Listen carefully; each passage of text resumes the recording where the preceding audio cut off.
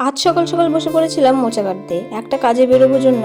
তবে শেষ পর্যন্ত আর সেখানে যাওয়াই হলো না। কোথায় যাওয়া হলো না সেটাই তোমাদের বলি। সো হ্যালো গাইস, আমি ভূমিতা। তোমরা সকলে কেমন আছো? আগের দিনই মোচাটা বাজার থেকে নিয়ে আসা হয়েছিল, তবে আজকে না করলে পরে মোচাটা নষ্টই হয়ে যাবে। সেই জন্য সকাল সকাল বসে পড়েছি মোচা কাটতে। আর যেটা তোমাদের বলার ছিল, আজকে একটু ব্যাংকে যেতে চেয়েছিলাম, তবে দাদু ফোন করে বলছিল যে আজকে দাদু নাকি আসতে পারবে না। তো দাদুরও একটু কাজ ছিল জন্য আমাদের আর কারোই যাওয়া হলো না।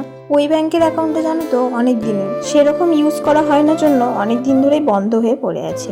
সেটাই আর কি চালু করতে যেতে চেয়েছিলাম, তবে যাওয়া হলো না। কি আর বলবো। দেখো, তোমাদের সঙ্গে কথা বলতে বলতে আমার এখানে মোচা কাটাও হয়ে গেছে, আর আমি মশলাপাতি সব রেডি করে দিয়েছি।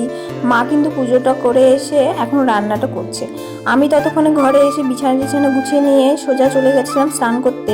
আজকে কিন্তু আমি কোনো রান্না বান্নাই করিনি, সমস্ত রান্না কিন্তু মাই করেছে। তারপর আমি এখানে স্নান করে কিন্তু মায়ের কাছে চলে গেছিলাম আর খেতেও বসে পড়েছিলাম। মা ওদিকে ভাত বাড়ছিল, ততক্ষণে কিন্তু মেয়ের আসারও সময় হয়ে গেছিল। আমি ভাবছিলাম খেতে খেতে আবার মেয়েকে নিতে যেতে হবে হয়তো নিচে। তবে আমাদের খাওয়া দাওয়া কমপ্লিট হয়ে গেছিল, তারপরেই কিন্তু মেয়ে এসেছিল। আর আজকের মোচার ঘন্টটা না দারুণ টেস্টি হয়েছিল।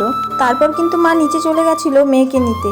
এদিকে মেয়ে চলে এসেছে, এখন মেয়েকে খাইয়ে স্নান করিয়ে ভেবেছিলাম একটু রেস্ট করব, তবে দেখো খাওয়া দাওয়ার পর এখানে খেলতে বসে পড়েছে।